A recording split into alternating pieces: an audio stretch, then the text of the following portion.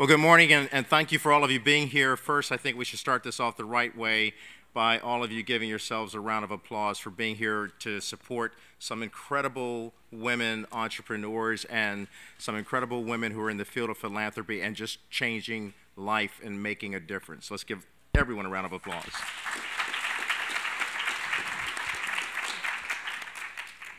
So we're going to start by hearing from the panelists, and they are incredible ladies. I would like all of them to take a few brief moments to introduce themselves. We'll begin with Sophia Swire, and she is just an incredible lady. And Sophia, why don't you begin by telling us what you do and why it's so important to you as well as to those of us who really appreciate your work. Thank you very much, Kelly. I've spent the last 25 years, most of my adult life, trying to combat extremism in the Afghanistan-Pakistan region through a combination of education for girls and more recently economic opportunity and job creation for boys and girls in the artisan space in Afghanistan. I've spent the last 8 years working with jewelers and gem cutters and artisanal miners, trying to help them unlock the economic potential of their massive gemstone mineral resources. And I believe it's terribly important because in today's world, I believe that nothing stops a bullet faster than a job. And economic empowerment for women in particular is necessary in these countries that are prone to the imbalance of Islamic extremism. We must do what we can to provide opportunities for girls. Thank you. Very nice. Thank you. Seated next to Sophia Swire is Martha Muffy MacMillan. She is the director on the Cargill Incorporated Foundation Board and Waycrosse Incorporated, and we want to hear from Muffy right now about the things that matter to her as she introduces herself to you. Good morning. I have such a passion about what I do, I don't even know where to begin. I started out with as a family member within a company, Cargill, which I'm very proud of because its philanthropic tentacles and the hundreds of countries and the hours, the Cargill employees, there's 160,000, they end up around in 58 different countries and giving away $58 million. I'm very proud to be in a company that thinks about the rest of the world, wants to give, that develops a lot of pride, and we're celebrating our 150th anniversary. I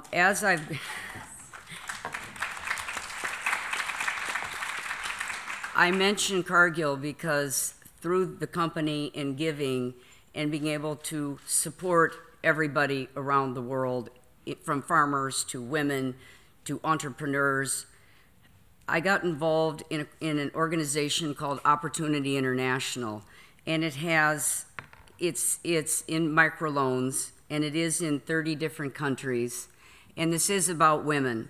93% of our clients are women, 98% do pay back their loans. Yeah, and our job is to create 20 million jobs by 2020. That's our mission. And so to tie it all together, I'm very proud whenever we can help women develop dignity, self-respect, pull themselves up, and help them be all they can be. That's awesome. Thank you, Muffy. And we're going to go to my far left now, and I would allow at this point Khaliya to introduce herself, a public health specialist, an advocate, and a founder of, I'll let you say that name so I don't mispronounce it. Falkora. Okay. Khaliya, please let people know who you are and what you strive to do. Thank you, Kelly. Hello. Good morning, everyone. My name is Khaliya, and I'm the co-founder with my husband, Thomas Ermakora, of an organization called Falkora. At the moment, we are focused on looking at the structural conditions that can increase sort of happiness and mental health well-being, as well as the internal things that can increase the incidence of sort of mental health and well-being. So right now, about 13% of the world's total disease burden is mental health related. 1/4 of the years that people live are with a disability, mostly related to mental health. which is about 450 million people worldwide. There is a 2.5 to 3 trillion per year economic impact of this, and it's something that is largely unaddressed. In most of these conferences, in most of the health conversations, you hear about the great successes we've had with leukemia, with heart disease, with HIV, where really we've reduced the burden and we've saved the lives of millions of people. But when it comes to mental health, very little has changed in the past 100 to 150 years. One person every 15 minutes dies of suicide in the United States. That's 38,000 suicides every year. That's a lot. And I think what we've seen lately is an epidemic of violence of proportions we've never seen before. So with Falkora, we're really focusing on different ways to address this issue of mental health, which affects everyone. And literally 1 in 5 of you will be impacted directly by this at one point in your life. With that, I'd say we've gone at it in different directions, but we're really excited because frankly, happiness is something we all deserve. Dignity is something we all deserve, and I'm really pleased to be here with a panel of so many women that are working to make a difference in developing that. So. Very good. Please.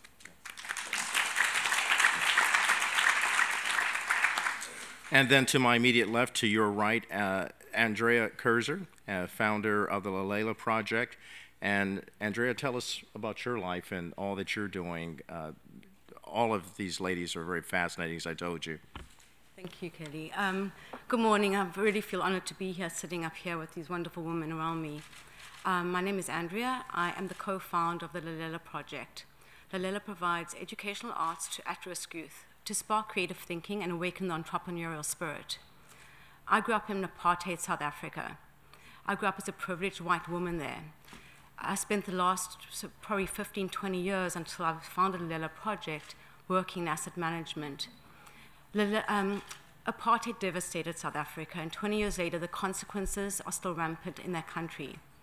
In the age group of 18 to 25-year-olds in South Africa, you have an unemployment rate that is close to 70%. With that, you have a disenfranchised youth, people resorting to violence, gangs, sexual abuse. So we founded Lalela with the hope of using the arts not only as a psychosocial tool, but really as a tool to help kids massage their right brain, to help them imagine a different possibility, a different future for themselves. And we not only give them the tools to imagine a different future for themselves, we also provide them with tools to actually create that future.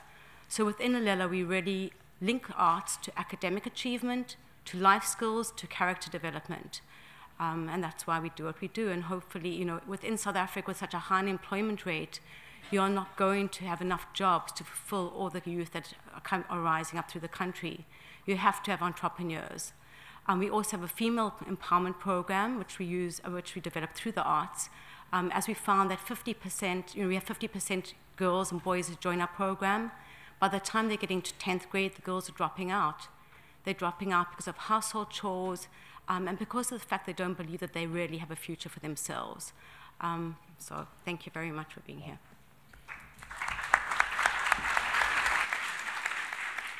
So as we've heard, so many different disciplines, yet very interchangeable, and it talks about our common hope and our common good, our common ground, is to see how these ladies apply gifts that matter.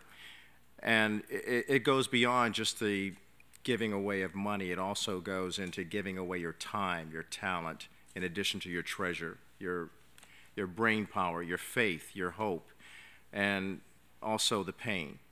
I want to ask the ladies here, the gifts that matter, do you find that the greatest gift that matters not necessarily comes from the philanthropy in terms of charitable contributions, but the charitable contributions of love in action, you rolling up your sleeves and getting involved in the various concerns that you're faced with? And I pose that question. Muffy, why don't we begin with you first? I have a very poignant example pertaining to Opportunity International about a gift that matters. I believe, first of all, you need to be boots on the ground. as far as I'm concerned, I think you need to live it, breathe it, act it, go out and see the people, be with the people, and that's what I do. I go and actually interact and spend a lot of time. That's the meaningful part. And I do want to tell you this story, because when you talk about gifts that matter, I was in Africa. I met a woman who had survived the genocide. The genocide, 1 million people were slaughtered, 1 million people fled. This woman watched her husband and all of her children and her babies be slaughtered. She was stabbed in the back.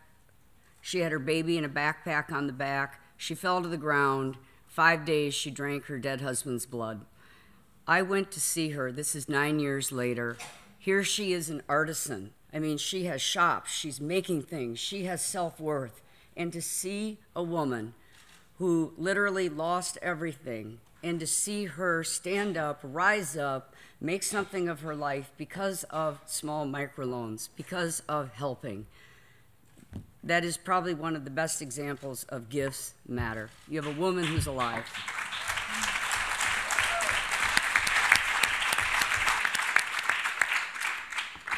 And certainly that is a powerful story, and it's a powerful story that happens here and now. Khaliya, the gifts that matter in terms of what you've been able to provide in helping people with mental health issues is extremely important, given the fact, as you mentioned, the suicide rate globally, it's menacing. You look at here in America, we talk a lot about our military members who returned from harm's way, where they've been fighting in combat, and 22 military veterans commit suicide every day. But let's look at the larger picture, and that's the fact that so many people are walking around with mental health.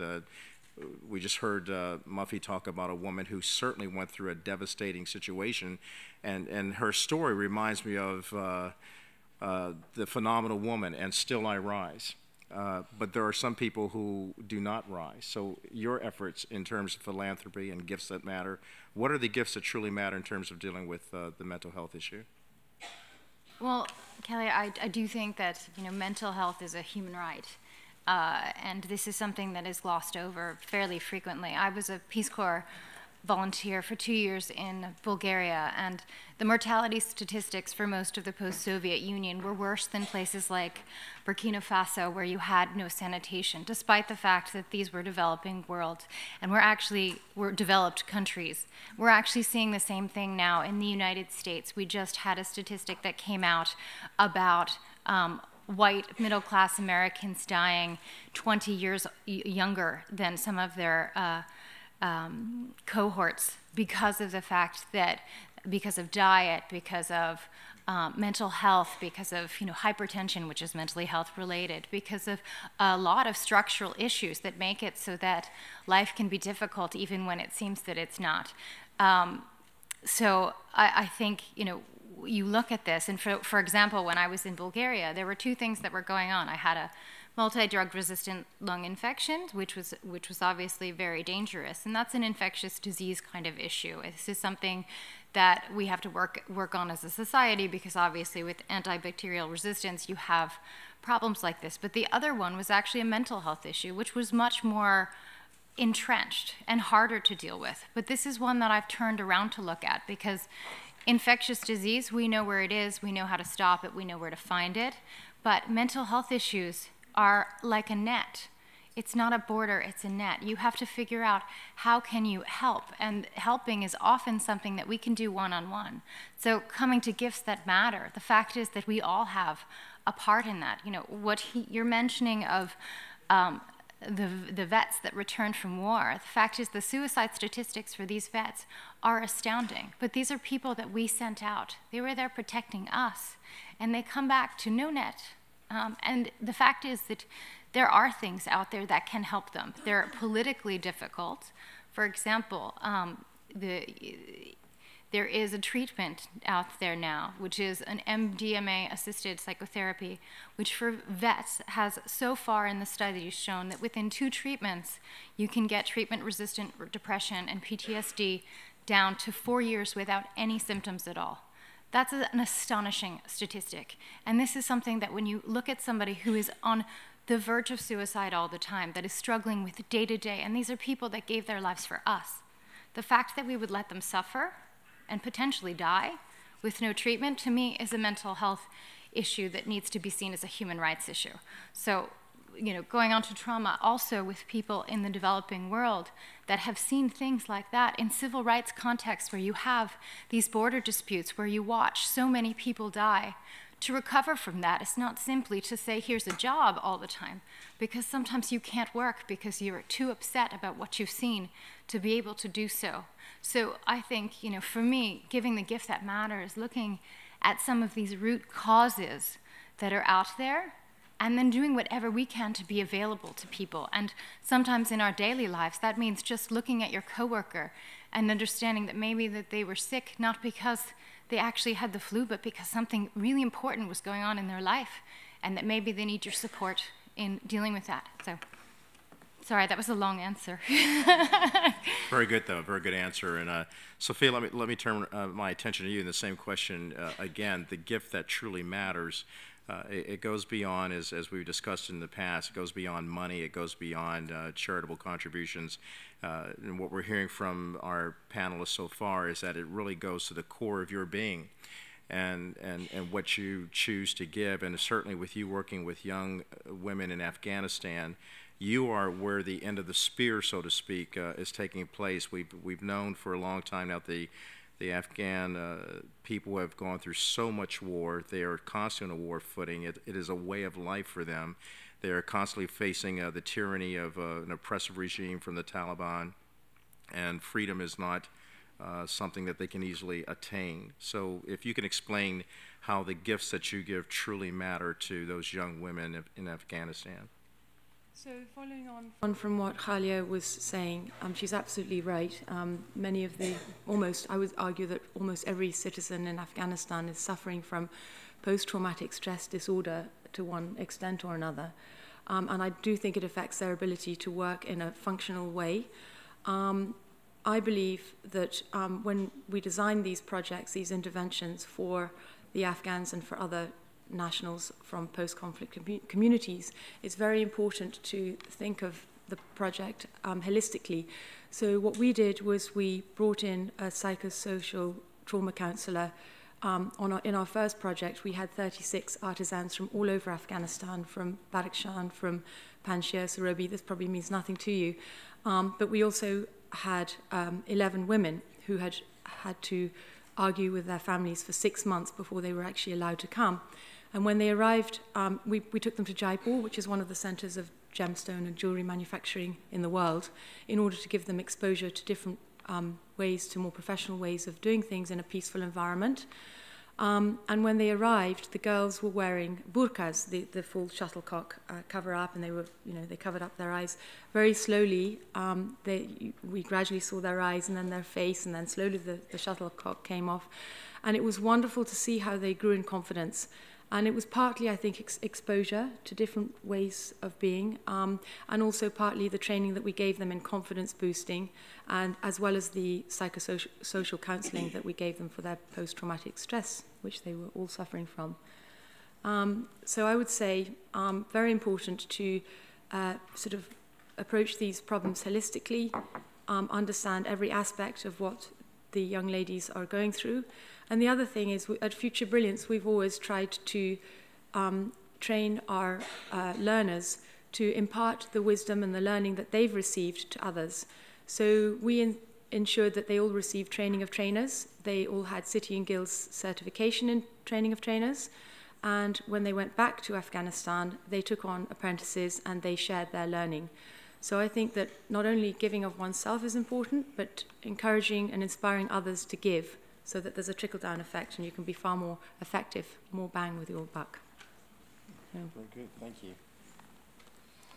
So in South Africa, Andrea, what are the things that you find where the gift truly matters? I mean, we hear a lot about South Africa, and we understand that it's gone through so much turmoil, but we also understand that there's a lot of hope and promise there when you look at so many different people who have tried to do some great things and continue to do good things like yourself there. The gift that matters, how does it go beyond just giving away money to certain programs.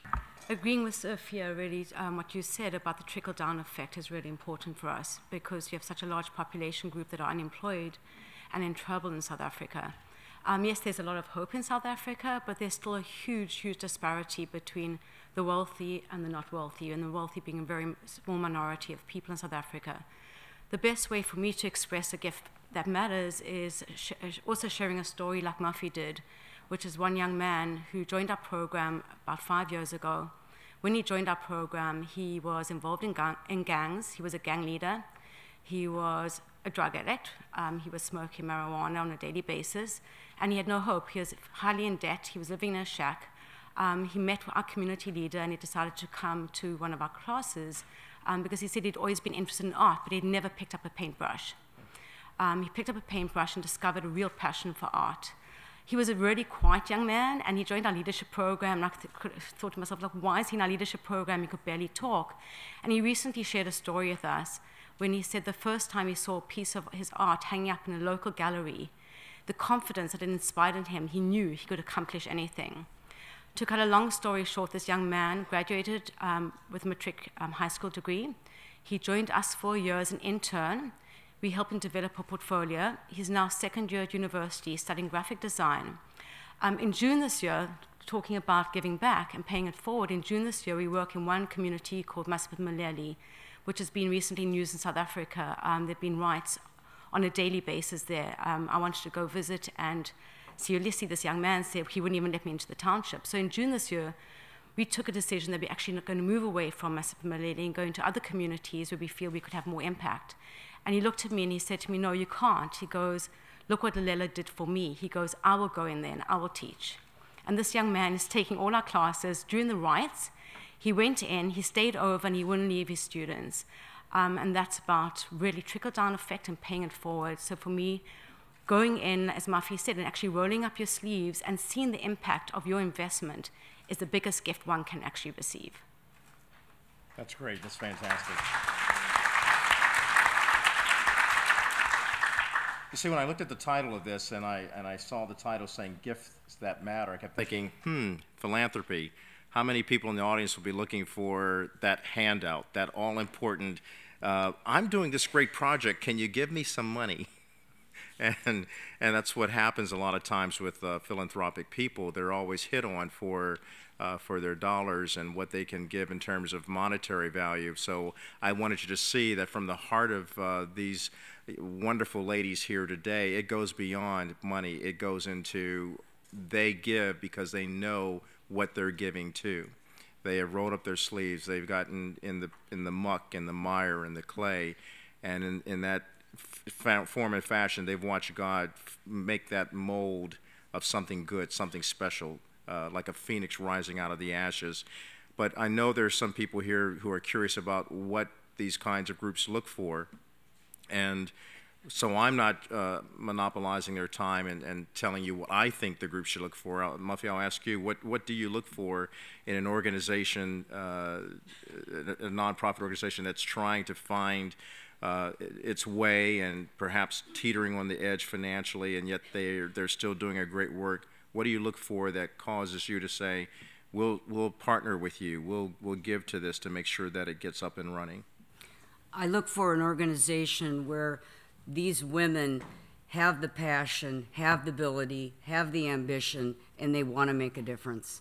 You know, I look for organizations where the impact is going to be so meaningful, and I always sort of feel a little story is sort of helpful.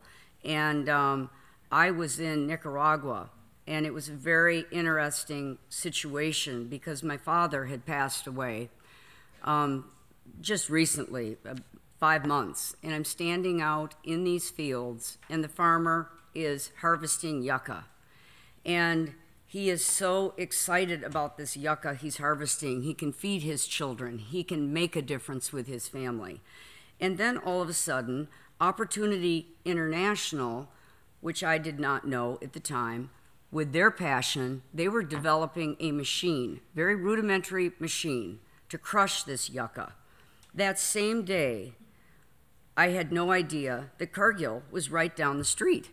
And this very day that I was there, talking about looking for things that make a difference. The world is about collaboration. The world is about joining together to have the most profound impact. That day, it was so amazing. It was Cargill, Opportunity International, and the farmer that collaborated together. The farmer harvested the yucca, Opportunity International crushed it, and Cargill bought it. Now, I want to give to that. So you can see that there's a lot of, as I talked about before, interchanging, and there's so many different organizations in the world that share every concern that these wonderful people have here at the podium giving this panel discussion.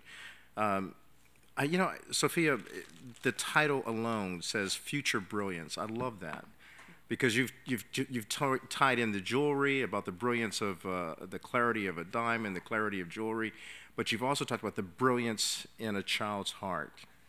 And I love that you were able to capture that. And can you share a little bit more about that entire title, the FutureBrilliance, and how you bring the brilliance out of someone living in an area where there is nothing but ugly? At FutureBrilliance, we believe that everybody has inherent brilliance within them. It's just a question of helping them unleash their brilliance on the world.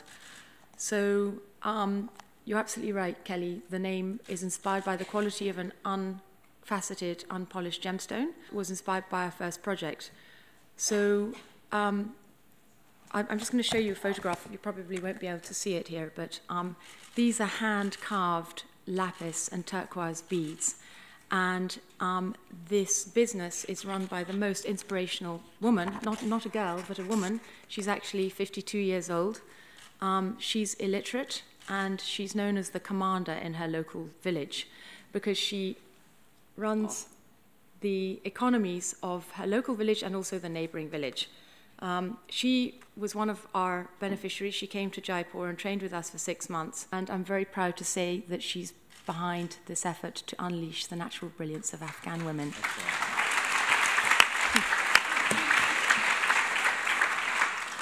So let's go back to the Layla Project, because you said some things, you unpacked a lot there, and you unpacked what I think everyone here has talked about as well.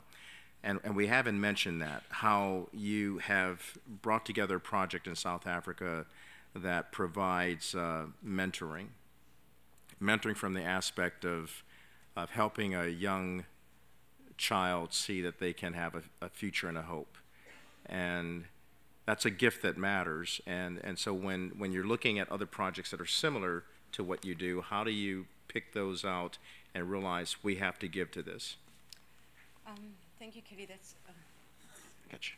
That's a really important question. We're always looking for partnerships and collaboration, not so much in terms of giving financially, but in training up people within other communities.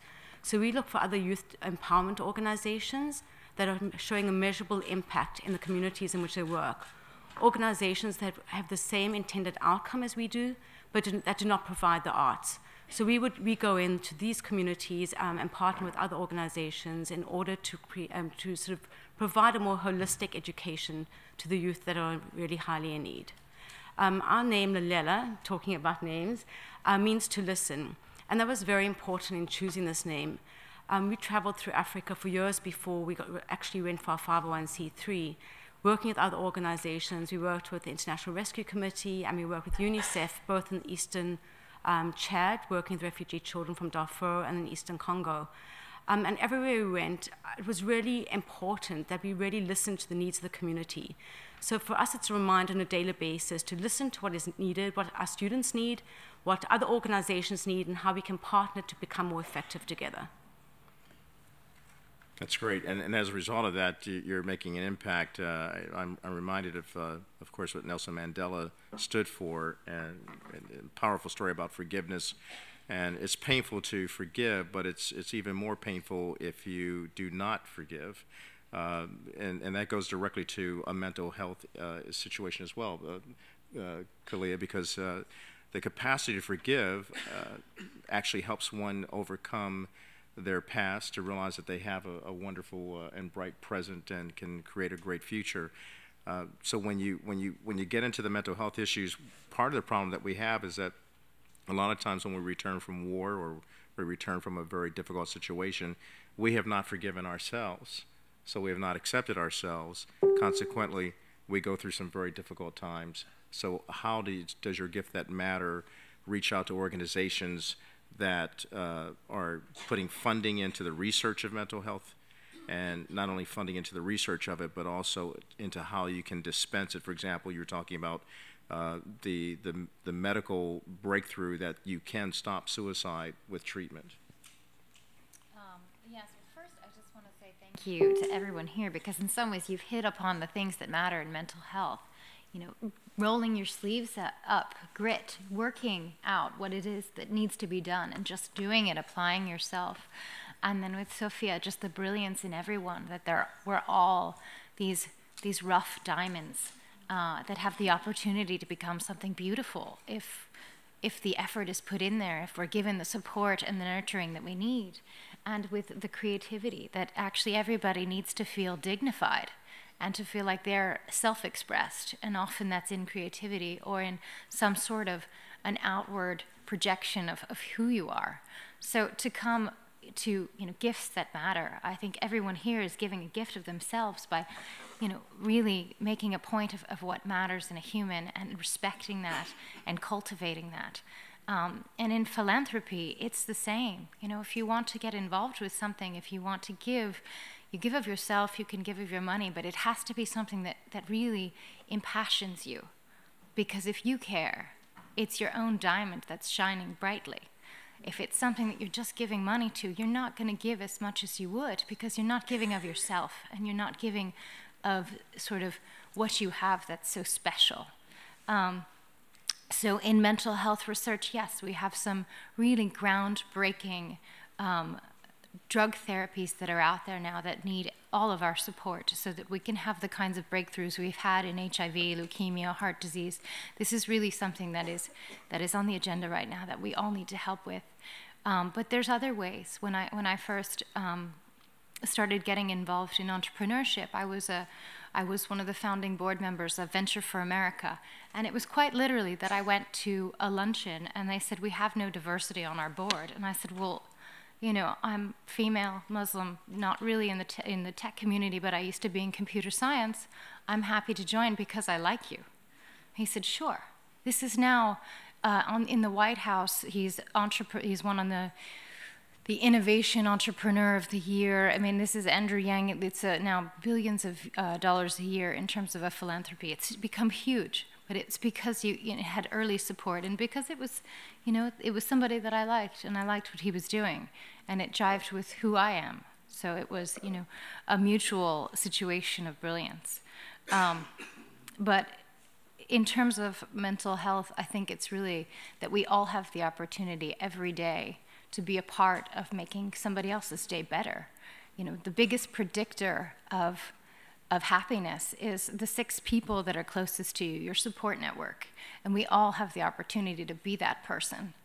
It's projected that by 2030, 1 in 5 of us will have a major sort of depressive episode. Let's stop that. Let's be nice to each other.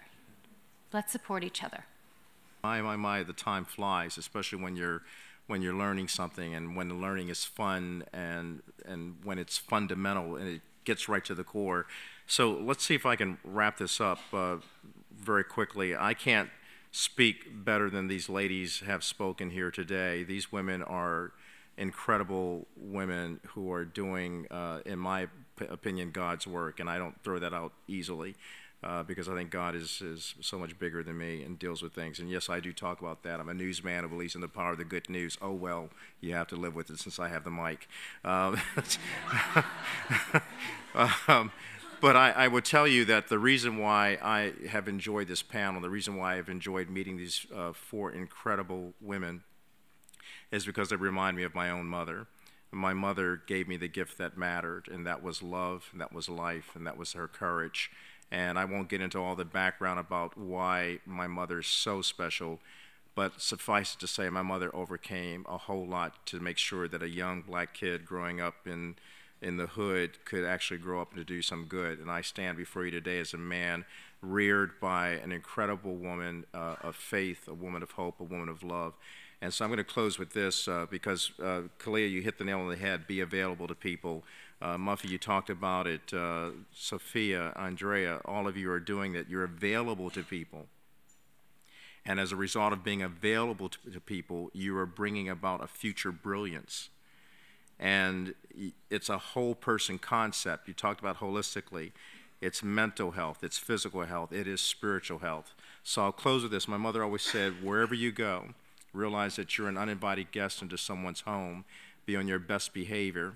And then let people know, if I can help somebody as I travel on, if I can help somebody with a word or a song, if I can help somebody who is traveling wrong, then my living will not be in vain. If we can help each other, God bless you. Thank you.